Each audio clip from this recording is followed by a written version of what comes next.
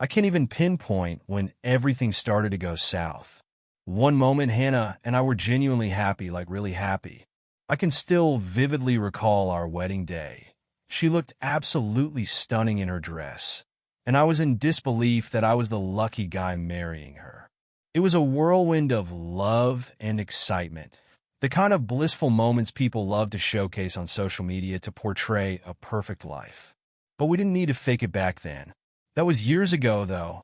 Things shifted. I'm not sure if it was my job that began to chip away at our relationship or if Hannah's promotion ignited the changes, but suddenly, we stopped communicating like we used to. I work in marketing, which can be demanding, but Hannah, she was managing a massive project at her firm, and it consumed her entirely. She started putting in late nights, coming home completely drained, hardly saying a word before collapsing into bed. I understood that work can be tough, but this felt different. We ceased to spend quality time together. Even on weekends, she seemed preoccupied with work functions or out with her friends. That's when Brittany entered the picture. Brittany was this boisterous, flashy woman Hannah met at work. You know the type. Always posting on Instagram about girls' nights and flaunting their picture-perfect lives. Brittany kept dragging Hannah out, and it started to annoy me. It felt like we barely had any time for each other, while she was out partying with her coworkers like a carefree teenager. I began to feel like a stranger in my own home. The silence between us stretched longer. When we did manage to converse, it revolved around mundane topics. Just surface-level small talk like, "How was your day?" As if I didn't already know the answer. Long, stressful, distant. That's how it was for both of us. I missed her deeply, but I was at a loss for how to mend things. I felt her slipping away, and each time I reached out, it felt like hitting a brick wall. She wasn't the same, and neither was I. Then there was Jason, my buddy from college, the kind of guy you grab a beer with to forget your troubles for a few hours. Jason had been through his own relationship fiascos, so he carried that "I told you so" attitude. We'd meet at this dive bar, and he'd joke about how Hannah was probably having too much fun at work. I'd laugh it off because, hey, that's what guys do, right? But the way he said it lingered in my mind. Could she be? No, I refused to entertain that thought. We'd shared too much for her to betray me like that. At least, that's what I wanted to convince myself. The tipping point came during a ridiculous argument over dinner with friends. We were set to meet a couple we'd known for ages. The kind of friends you haven't seen in months, yet it feels like no time has passed. But Hannah completely forgot about it. I get that people can forget things, but this wasn't the first time it happened. She seemed more engrossed in her work life than our shared life. I lost my cool and snapped. "Why do you even bother coming home if you're never here?" That's when she dropped the bombshell. Divorce. Just like that. As if it were no big deal. Casually tossed around like we were discussing dinner options. "Maybe we should just end it," she said, looking at me with a cold, detached gaze, as if she had already made her decision. That word, divorce, hit me like a freight train. We'd had our arguments before, but this felt different. It was the first time she actually suggested she was done. It shattered me truly. That night, after the argument, sleep eluded me. I kept replaying everything in my mind, questioning where it all went wrong.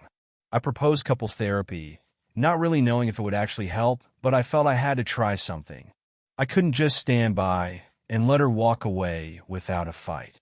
So, we set up an appointment with Dr. Gregory Palmer, this highly regarded couples therapist who was touted as the best. I held on to the hope that he could help us navigate through our issues and maybe, just maybe, lead us back to the way we once were. How naive I was back then. When Hannah agreed to therapy, I thought perhaps we had a chance to turn things around. Couples therapy was supposed to be our saving grace, right? That's what everyone says. They talk about their feelings, and somehow things improve. So we went to see Dr. Gregory Palmer, the so-called expert everyone raved about. The first session wasn't terrible, I suppose. We laid out our problems, the same ones we had been avoiding for months. Our lack of communication, the relentless stress from work, and that insurmountable wall that had grown between us. But then Gregory suggested something that didn't sit right with me. After just one session, he recommended we each pursue individual therapy, as if separating us would somehow solve our issues. How could splitting us up possibly help? Hannah agreed without a second thought, which instantly made me uneasy. I voiced my concerns, but Gregory reassured me that it was perfectly normal.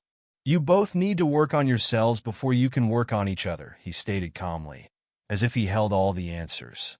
Reluctantly, I acquiesced. What other option did I have? I was clinging to whatever slim hope remained of salvaging this sinking ship of a marriage. But things didn't improve. If anything, they spiraled further downward. Hannah was changing right before my eyes, and not in a good way. She grew increasingly secretive and distant, as if she were leading two separate lives, one with me at home, which was barely existent at this point, and another life somewhere else that I had no clue about. The worst part? She stopped confiding in me. She used to share everything, even the trivial details, like the office drama or what Brittany did during their girls' nights. Now, it was complete radio silence. Instead, her social media was overflowing with pictures of her out with friends, drinks in hand, laughing, having a blast. But none of those good times included me. And it wasn't as if we were spending any more quality time together. If anything, she was home less and less. I'd ask her about her day or work, and she'd brush me off with a casual shrug. It was fine, or same old, would be her typical response. It felt like I wasn't even worth a genuine conversation anymore. Then came the first real red flag, a receipt I discovered in her purse. It was an expensive one from some upscale restaurant I'd never even heard of. This wasn't the kind of place we ever visited. Hell, we hadn't had a nice dinner out in months. When I confronted her about it, she dismissed it casually. Just a work dinner, she said, as if I were some fool who wouldn't question it. But my gut was screaming that something wasn't right. That's when Ryan's name began to creep into my mind. I knew he was her colleague, and they worked closely together on the major project she was managing. I didn't like the guy, even though I'd never laid eyes on him. He was always mentioned in passing, with never too much detail, which only fueled my suspicions. The idea of her spending more time with him than with me gnawed at me. So, yeah, I did something I'm not particularly proud of. I installed a tracking app on her phone. What else was I supposed to do? She wasn't offering me any reason to trust her. I thought that if she wouldn't be honest with me, I'd dig up the truth myself. But the app didn't reveal anything unusual. No suspicious locations, no late-night escapades. Yet, the absence of proof only made my paranoia escalate. Deep down, I could feel that something was off. The real shocker came during another therapy session. I thought this time might be different, that Gregory could help us communicate better or maybe coax Hannah into opening up a bit. But it turned into a disaster before it even began. We were both on edge that day. The car ride over was silent, but not the comfortable kind. It was that oppressive silence where every unspoken word felt like a ticking time bomb. When we parked outside Gregory's office, something ignited the tension. I don't even recall what triggered it, but we ended up arguing right there in the parking lot. Probably over something trivial, as usual. Maybe I pressed her about another late night at work, or maybe she was irked that I'd been distant. Who knows? But before we even stepped out of the car, it escalated. You think everything's my fault, don't you? She snapped at me, her voice icy and cutting. You never look at yourself, do you? I stared at her, frustration bubbling over. How am I supposed to reflect on myself when you don't even give me the chance to fix anything? You're always gone, Hannah. Always. And when you do come home, it's like you're not even here. Oh, so I'm the one who's never around? Maybe if you weren't so absorbed in your work, we'd have something to discuss. She shot back, her face twisted with anger. I couldn't help but let out a laugh, though it wasn't out of amusement. That's rich coming from you. You're never home, always out with Brittany or working late. What the hell are you really doing, Hannah? She shot me a cold glare, and for a brief moment, I thought she might finally say something that could blow everything wide open. But instead, she just shook her head, climbed out of the car, and slammed the door behind her. We didn't even make it inside the building. I sat there for a few minutes, watching her storm off as if she was done with me, done with us. That's when I knew, deep down, that I couldn't trust her anymore. Something was seriously amiss, and I couldn't shake the feeling that she was hiding something significant. After that, the tension between us only intensified. Every little thing she did, every phone call she made, every late night out left me on edge. My mind was a whirlwind, constantly trying to piece together what was happening behind my back. And Hannah? She seemed to drift further away, as if she were already halfway out the door. You know that gnawing feeling when something's eating away at you, but no matter how hard you try, it won't leave your mind? That's how I was living for weeks, maybe even months. After I installed that tracking app on Hannah's phone, I thought it would provide the clarity I desperately needed, like some kind of magic solution to confirm or dispel my suspicions. But it turned out to be nothing, just a whole lot of nothing. No suspicious locations, no late-night excursions to unknown spots. She was where she said she'd be, at work, out with friends, running errands. On the surface, everything appeared fine. But beneath that surface, it wasn't fine. Doubt crawled under my skin every single day. I couldn't shake the feeling that she was up to something, especially with Ryan. I didn't know him, never met him, but I'd heard enough to know they worked closely, perhaps too closely. My mind spiraled into dark places. Was she sharing laughs with him the way she used to with me? Did they grab drinks after work and get too cozy? And what about those nights when she returned home smelling of perfume and alcohol? Was she genuinely just out with Brittany, or was there something more sinister going on? Each time those questions crossed my mind, it felt like someone was tightening a screw in my head, pushing me closer to the edge. I'd replay their interactions in my mind, scrutinizing every time she casually mentioned his name and every text that popped up on her phone. The troubling thing was I never discovered anything concrete, just small, subtle hints. But sometimes that's all it takes to set off a spiral. I tried my best to hold it together, but I was crumbling, and Hannah noticed. How could she not? I was barely sleeping, eating poorly, and every time we were in the same room, the tension was unbearable. Even when I wasn't directly accusing her of anything, the silence between us felt suffocating. She would sit there, scrolling through her phone, barely acknowledging my presence, while I sat across from her, lost in thoughts about where she'd been and who she was really texting. Then came that night, the night I made the decision to follow her. It wasn't something I had planned. I didn't wake up that morning intending to become the kind of man who stalks his wife. But I couldn't resist. She was staying late again, claiming to be buried in some urgent project with Ryan. I can't explain what drove me to it, but I grabbed my keys and jumped in the car. I drove to her office and parked a little down the street, just far enough so she wouldn't spot me, but close enough to keep an eye on the building. I sat there for over an hour, just watching. The lights in her office remained on, and I could see the occasional shadow moving past the window. I found myself wondering if one of those shadows belonged to Ryan, and if so, what in the world he was doing in there with her. Eventually, I saw her. Hannah emerged alone, heading to her car in the parking lot. I thought I was in the clear, but out of nowhere, she turned her head and locked eyes with me. I don't know how she saw me from that distance, but she did. I froze, like a deer caught in headlights. For a brief moment, I considered driving off, pretending it wasn't me, but it was too late. She knew. She stormed over, her expression a mix of fury and disbelief. "What the hell are you doing here, Ethan?"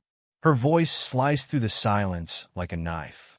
I stammered, trying to fabricate an excuse, but it was useless. She knew exactly what I was doing. I was just what? Following me? Jesus, do you hear yourself? You're stalking me now? I opened my mouth to respond, to say something, anything, but no words came out. She didn't wait for an answer. "You really don't trust me at all, do you?" Her voice dropped, thick with contempt. You've been paranoid for weeks, Ethan. I can feel it. You don't believe a word I say anymore.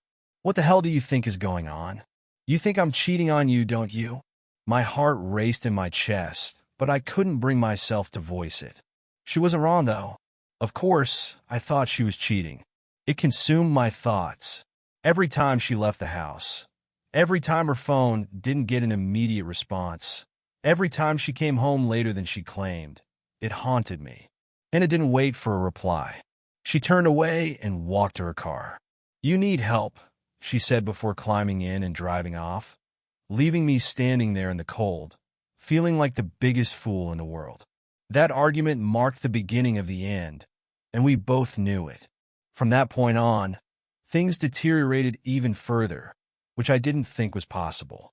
She completely stopped communicating with me, shutting me out entirely. When she was home, it felt like we were mere phantoms sharing the same space, drifting past one another without a word. I couldn't bear it. I couldn't exist in this constant state of uncertainty, yet I had no idea how to fix it. Sleep eluded me. I'd lie awake at night, staring at the ceiling, imagining all the ways she was betraying me, all the lies she was spinning, and it was eating me alive. I finally confided in Jason, opened up about my suspicions. He wasn't surprised. It seemed he had seen it coming before I did. Look, man, he said one night over beers. You're driving yourself crazy. If you really want to know what's going on, stop messing around with that tracking app. Hire a professional. Get a private investigator. If there's something to find, they'll find it. I chuckled at first. It sounded so extreme, like something straight out of a cheesy thriller. A pie? Seriously? But the more I pondered it, the more logical it seemed. I couldn't keep living like this, constantly questioning everything, waiting for the other shoe to drop. I needed answers. So, I took the plunge. I called up a private investigator. Jason recommended a guy named Derek. I was a bundle of nerves making that call, feeling like I was crossing a line that couldn't be uncrossed. But once I did it, there was no turning back. Derek was professional and didn't ask too many questions. He simply stated he'd get to work and would inform me when he found something. After that, I had no choice but to wait. It felt like the longest wait of my life. When Derek finally called me, my stomach plummeted. It had been weeks since I hired him. Weeks filled with restless nights, my mind oscillating between imagining the worst and clinging to a flicker of hope that I was wrong. But as soon as I heard Derek's voice on the other end of the line, I knew whatever he was about to share wouldn't be good. I've got something for you, Ethan, he said, his tone calm and steady, as if he'd done this 1,000 times before. Maybe he had. You might want to sit down for this. I didn't sit down. I stood there in the kitchen, my phone pressed to my ear, waiting for him to drop the bomb. I've been following Hannah, just like you asked, and I've got some footage you need to see. Is it Ryan? I asked, my chest tightening. I was convinced it was Ryan. I had spent countless hours imagining Hannah sneaking around with that smug bastard. But Derek hesitated, and that's when I knew it was far worse. Much worse. It's not Ryan, he said slowly. It's Gregory. Your therapist, Dr. Gregory Palmer. For a moment, I couldn't even process what he was saying. I just stood there speechless, trying to wrap my head around it. Gregory? The guy who was supposed to mend my marriage? The one who sat there week after week, pretending to help us? No, I muttered, shaking my head as if he could see me. That's impossible. It can't be. I'm sorry, Ethan. I got the footage. I'll send it over. And that's when everything began to crumble. The man I had trusted to help salvage my marriage, the one person I thought could save us, was the one who'd been tearing it apart from the inside. I had brought Hannah to him. I had practically handed my wife over to him on a silver platter, and all the while, he was betraying me behind my back. When the footage arrived, I couldn't force myself to watch it at first. I just stared at my phone, fully aware that what I was about to see would alter everything. But I couldn't avoid it forever. I pressed play. The video was grainy, filmed from a distance, but it was clear enough. There was Hannah and Gregory, outside his office. locked in an embrace that swiftly escalated into something much worse. They didn't care that they were in plain sight, that anyone could witness their betrayal. The very place where I had poured my heart out during therapy sessions, trying to save my marriage, was the same spot they were using to dismantle it. I watched the video in silence, my blood boiling with every passing second. By the time it ended, I was shaking. How long had this been happening? Had it been going on from the very start? Were Gregory's words in those sessions nothing but a web of lies meant to manipulate me while he betrayed my trust? I wanted to scream. I wanted to shatter something, to inflict pain on someone. But more than anything, I craved revenge.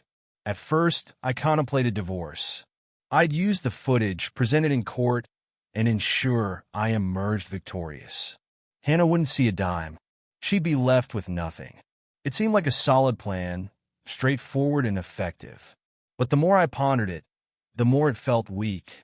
I wasn't merely dealing with an unfaithful wife. I was grappling with a level of betrayal that made my skin crawl. I needed more. I needed to make them both pay.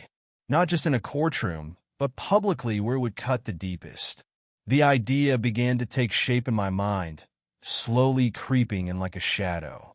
I wasn't just going to seek revenge through legal channels.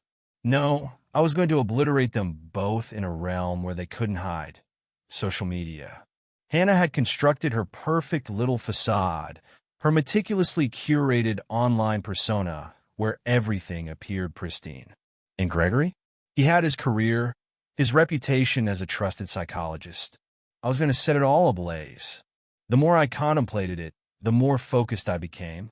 I started gathering everything I could: the footage from Derek, the messages I'd spotted on Hannah's phone, the photos from her nights out with Brittany.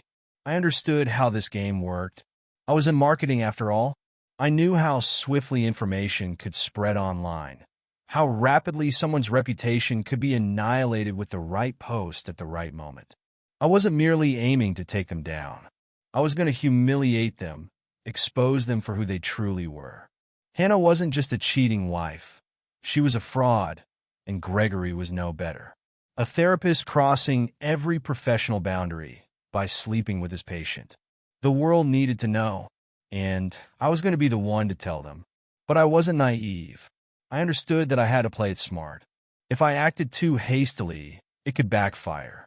I needed to ensure everything was perfect before I made my move. So, I took my time, collecting evidence and meticulously planning how it would all unfold. Each day, my plan crystallized further, the details becoming sharper. I could envision the end game, and I knew precisely how to get there. I wasn't just going to get even. I was going to make them regret ever crossing me. I've always believed that if you're going to do something, especially something significant, you need to do it right. This was no exception. I wasn't simply plotting a petty act of revenge. I was orchestrating their complete downfall, and I wouldn't settle for anything less. Hannah and Gregory weren't just going to experience a little embarrassment. They were going to lose everything. It all began with Hannah's social media accounts. I had the passwords from back when everything felt right between us, the days when she trusted me to log in and check her stuff while she was preoccupied. Clearly, she never thought to change them. That oversight was a costly mistake. Accessing her profiles was a breeze. I spent countless hours combing through her posts, reading messages exchanged with friends, and watching her maintain that flawless facade while our marriage crumbled beneath the surface. It was infuriating to witness all her carefully curated lies. Photos of her grinning with friends, captions about girl power and living her best life. If only they knew the truth about her. Having worked in marketing, I understood how to manipulate an audience and craft a narrative that could snowball into something much larger. That's precisely what I set out to do. I waited for the opportune moment, biding my time until she wasn't around and wouldn't realize anything was amiss until it was far too late. Then, with just a few clicks, I uploaded the video, Derek's video, of her and Gregory entangled in their affair.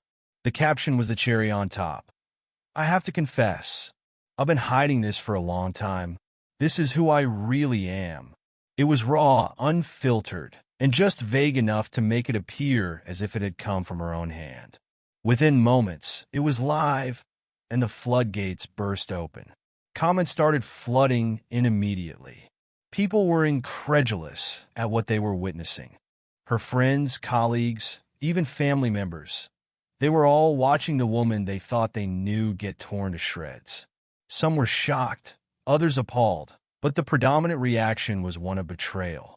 The perfect Hannah they had admired and envied was gone, replaced by the real version of her, the one who had betrayed me with our therapist. It didn't take long for her to realize what had happened. Hannah's phone must have exploded with notifications because, within minutes, the video was taken down. But the damage was already irreversible. Once something like that is out there, there's no taking it back. Screenshots were circulating. The video had been downloaded and shared in group chats and across other platforms. I leaned back, relishing the chaos unfolding, fully aware that she had crossed a line she couldn't return from. Almost immediately, she began calling me. My phone lit up with her name over and over again. I refused to answer. What was there to discuss? She had her chance to be honest and come clean, but she chose to continue lying. Now, she was facing the consequences. Next came the flood of desperate messages. She began with the usual apologies. "Ethan, please, I can explain. It's not what it looks like." "Yeah, right." And when I didn't respond, her tone shifted to rage. "You bastard. You had no right to do this. You've ruined my life." As if I was the one who had brought this upon her. As if she hadn't been the one who shattered everything first. I ignored them all. She didn't deserve a response. Each time her name flashed on my screen, I felt a twisted sense of satisfaction. This was her reckoning. This was what they both deserved. But it wasn't only Hannah facing the fallout. While her life unraveled in the digital world, Jason was busy orchestrating Gregory's downfall on the other side. We had been strategizing for weeks about how to ensure he faced repercussions. Jason wasn't just some random guy. He was a journalist with valuable connections. Once I disclosed the affair to him, he wasted no time. He started digging into Gregory's professional history and quickly uncovered more dirt. It turned out Hannah wasn't the first patient Gregory had crossed boundaries with.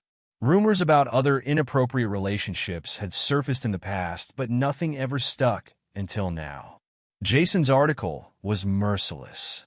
He didn't hold back, exposing Gregory for the fraud he truly was, detailing not only the affair with Hannah, but also his pattern of unethical behavior.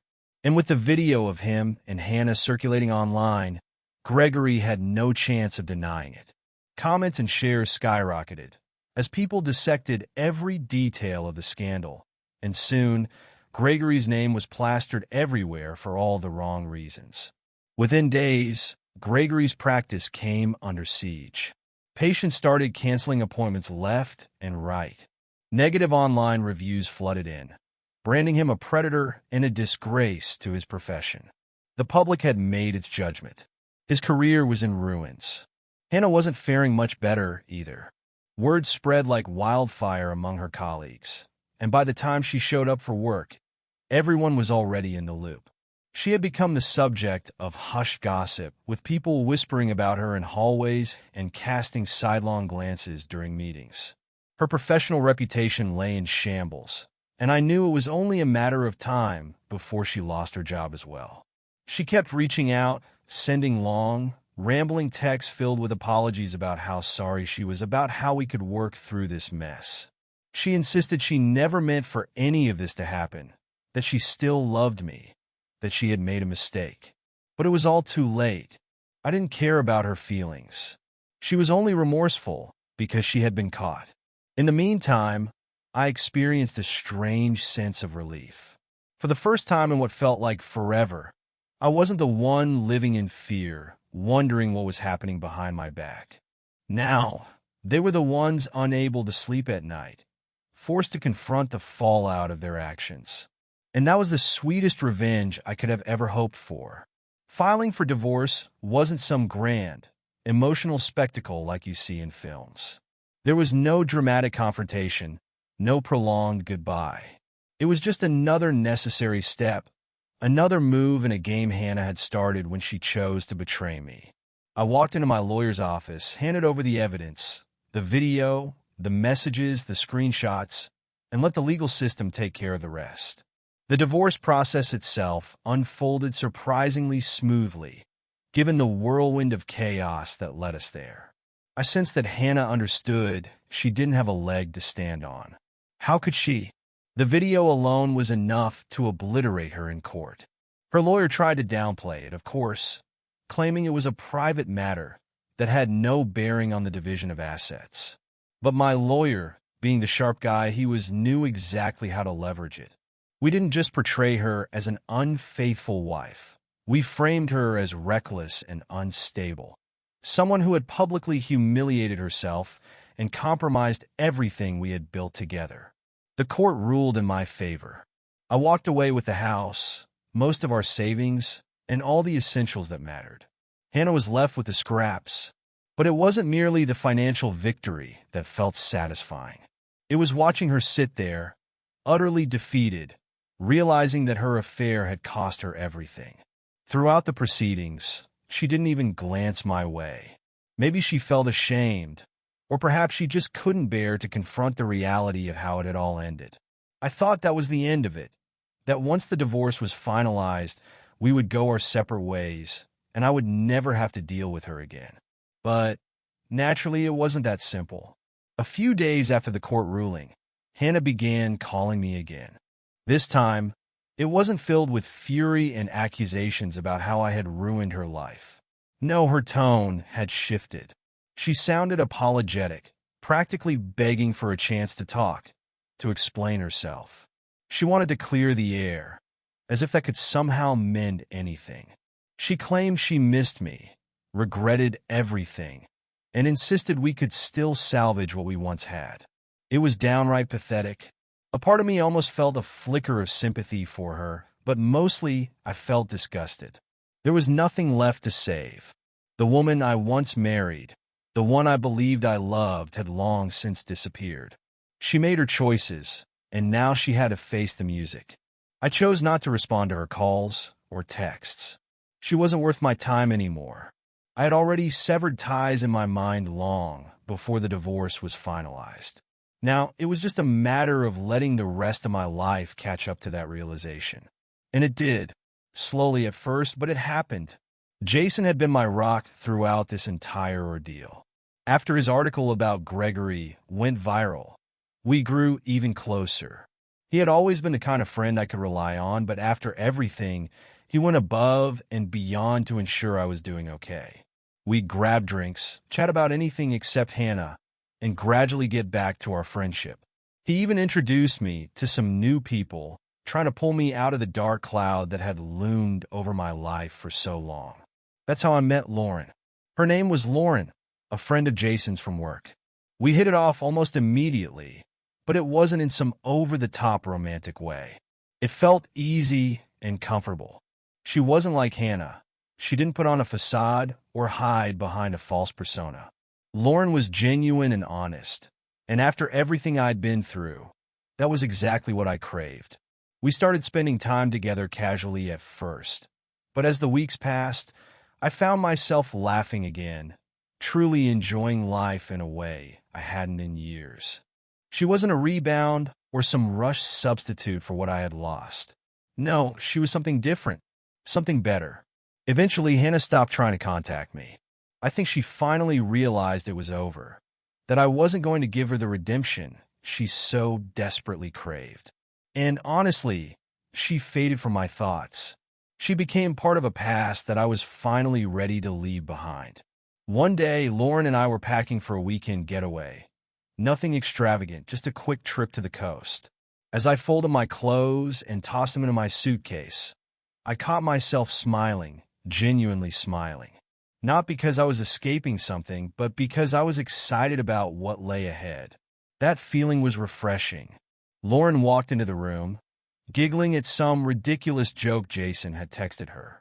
She perched on the edge of the bed, watching me struggle with the zipper on my suitcase. For the first time in ages, I felt like I was exactly where I was meant to be. No ghost from the past. No weight of betrayal dragging me down. I turned to her and asked, "You ready?"